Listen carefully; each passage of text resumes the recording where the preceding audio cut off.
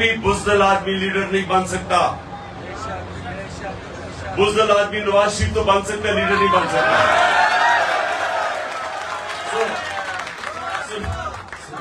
سنے میں نے اس کا نام نہیں لینا تھا.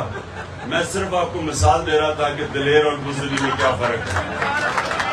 اس طرح سے ہم پریشر پڑتا تو سیدھا ملک سے باہر بھاگ جاتے ہیں. اس لیے سنیں، تو یہ آپ نے بات سمجھ لی. دلیری کدھر سے آتی ہے؟ دلیری کدھر سے آتی ہے؟ نا عمران خان کو بھی کدھر سے آئی تھی دلیری؟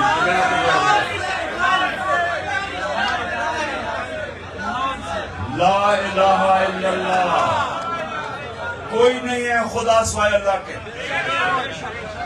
یہ یاد رکھنا کہ یہ انسان کی آزادی کا دعویٰ ہے، غیرت کا دعویٰ ہے. کہ جب آپ یہ دعویٰ کرتے ہیں کہ اللہ تیرے سوا میں کسی کو نہیں مانتا، یعنی میں کسی کے سامنے نہیں جھکتا، چاہے وہ پیسہ ہو. سب سے بڑا پیسے کی وجہ سے لوگ اپنے ضمیر کو بیچتے ہیں. لیکن جب آپ لا الہ الا اللہ کا دعویٰ دل سے کرتے ہیں تو آپ پیسے کے بت کے سامنے نہیں جھکتے. حضرت موسیٰ جب گئے 40 دن کے لیے تو پیچھے جو ان کی قوم تھی انہوں نے سونے کی گائے کی پوجا شروع کر دی، یعنی پیسے کی پوجا شروع کر دی. یہ شرک ہے. جب انسان اپنا ضمیر بیچتا ہے پیسے کے اوپر، شرک کرتا ہے. میری نظر میں وہ شرک ہے، کیونکہ آپ نے حق کے سامنے کسی اور چیز کو رکھ دیا. اللہ الحق ہے. جب بھی رائے حق کے سامنے آپ اپنے ضمیر کا سودا کرتے ہیں پیسے لے کے، رشوت لے کے، آپ یاد رکھیں کہ آپ شرک کرتے ہیں اور انسان کی عزت چلی جاتی ہے، غیرت چلی جاتی ہے. جب آدمی رشوت دیتا ہے وہ بے غیرت بن جاتا ہے.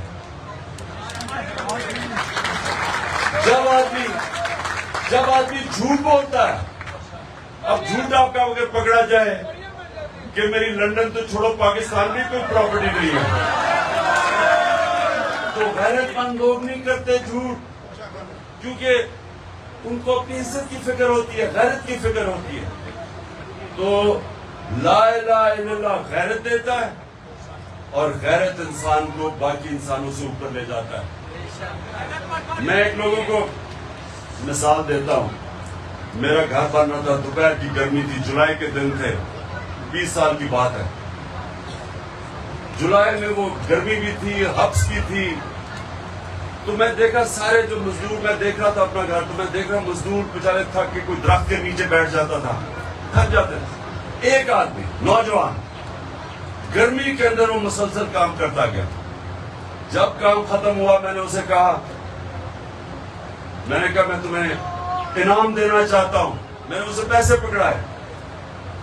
اب یہ دیکھیں مزدوری کرنے والا نوجوان، اس سے مجھے پیسے واپس پکڑا دیے. ہاتھ نیچے کر، پیسے واپس پکڑا دیے.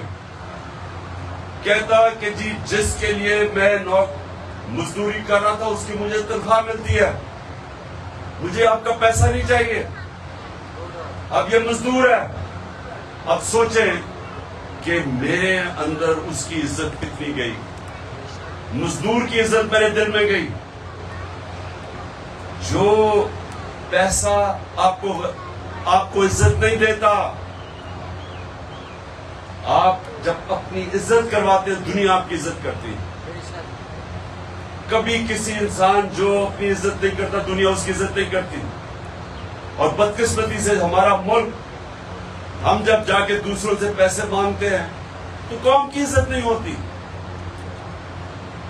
اس لیے انشاءاللہ موقع ملے گا، ہم نے ملک کو اپنے پیر پہ کھڑا کرنا ہے انشاءاللہ. اچھا اب آگے چلیں. اب یہ دیکھیں کہ جب نبوت ملتی ہے تو ان کو کتنے مشکل وقت سے گزرنا پڑتا ہے. جہاں تک میں نے تاریخ میں پڑھا 40 مسلمان ہوئے 10 سالوں میں. سنیں ذرا، 40 لوگ صرف 10 سالوں میں مسلمان ہوئے اور ان کو ہر قسم کی مشکل کا سامنا کرنا پڑا. اب سوال ہمیں یہ پوچھتے اپنے آپ سے کہ جس کو قرآن میں اللہ اپنا حبیب کہتا ہے، جس سے اللہ پیار کرتا ہے، اس کو اللہ نے مشکل وقت سے کیوں گزارا؟ پہلے سال ہی دے دیتے مدینہ کی ریاست، کیوں 13 سال مشکل وقت سے گزارا؟ اس سے ہم کیا سمجھتے کہ مشکلیں جب انسان پہ پڑتی ہیں تو ہمیں ڈرنا نہیں چاہیے۔ مشکلیں انسان کو مضبوط کرتی ہیں، آپ کو طاقت دیتی ہیں۔ جب آپ اپنے بازو کے اوپر بھار رکھتے ہیں تو آپ کا بازو مضبوط ہو جاتا ہے، کمزور نہیں ہوتا۔ بازو کو استعمال نہ کرو، وہ کمزور ہو جاتا ہے۔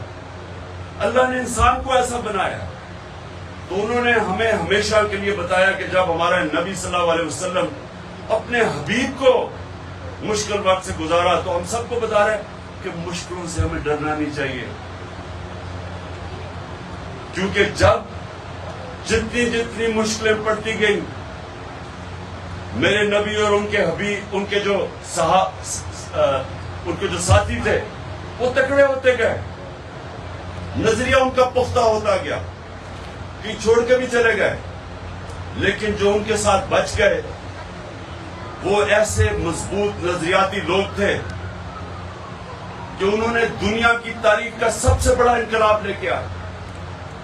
تو وہ مشکل وقت سے گزر کے ہی ان کا نظریہ بھی پختہ ہوا، ایمان تکڑا ہوا، اور ان ایمان والے لوگوں نے دنیا کی تاریخ بدل دی۔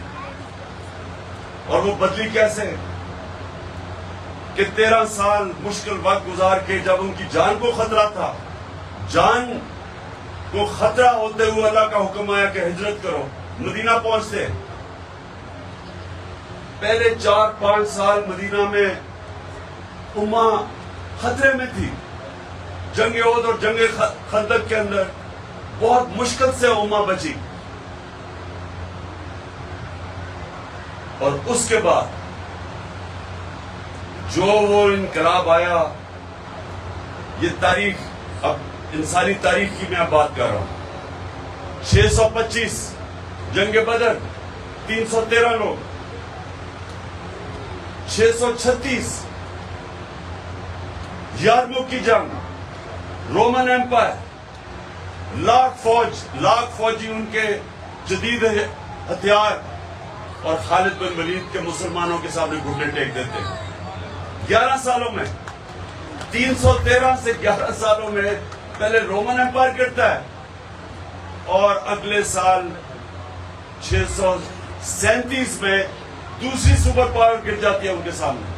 یہ تاریخ کا حصہ ہے۔ تو وہ لوگوں کی جو تربیت کی انہوں نے، مشکل وقت سے گزرے، اللہ نے ہمیں بتایا کہ مشکل وقت سے نہیں ڈرنا چاہیے۔ جب آپ نماز پڑھتے ہیں کہ اللہ ان کے راستے پہ لگا جن کو نعمتیں بخشی، ان کے لیے جو غلط راستے پہ چلے گئے، ایک چیز صرف آپ نماز میں اللہ سے مانگتے ہیں، وہ سیدھا راستہ۔ تو وہ جو سیدھا راستہ ہے وہ آپ اپنے نبی کا راستہ مانگ رہے ہیں۔ وہ آسان راستہ نہیں ہے، لیکن وہ آپ کی عظمت کا راستہ ہے۔ کبھی گھبرانا نہیں چاہیے مشکلوں سے، کہو جی پولیس آ گئی، ٹیئر گیسنگ ہو گئی، یہ ہو گیا، وہ ہو گیا، کہ کچھ نہیں فرق پڑتا، آپ اور تکڑے ہو جاتے ہیں اس سے۔ یہ ظلم کے سامنے جب کھڑا ہوتا ہے انسان کو اور تکڑا کر دیتا ہے۔